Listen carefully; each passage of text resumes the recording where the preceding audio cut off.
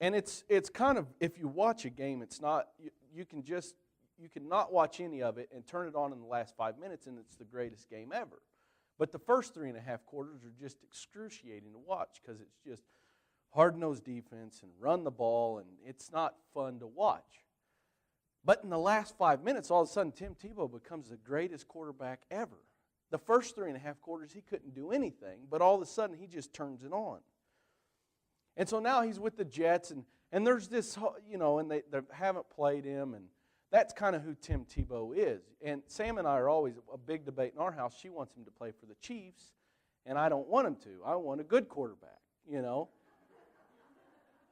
And I say that, and we all say that, Tim Tebow's not a good quarterback, but he wins. I don't get it. It's just weird.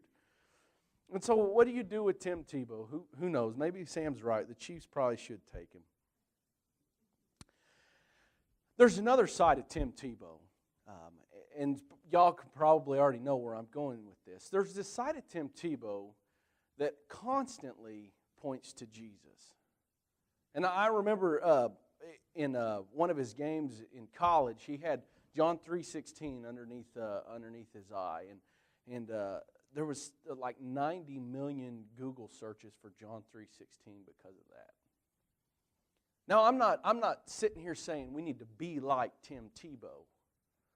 What I am saying is that John continuously pointed to Jesus before Jesus came.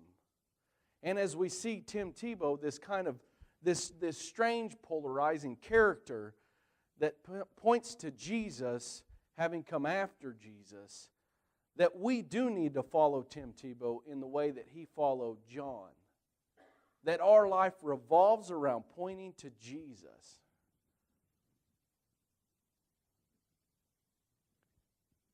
See, John had a great following in his ministry.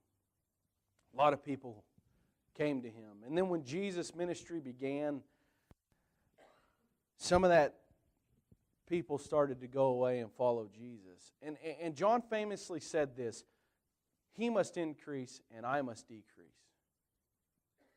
He constantly pointed to Jesus.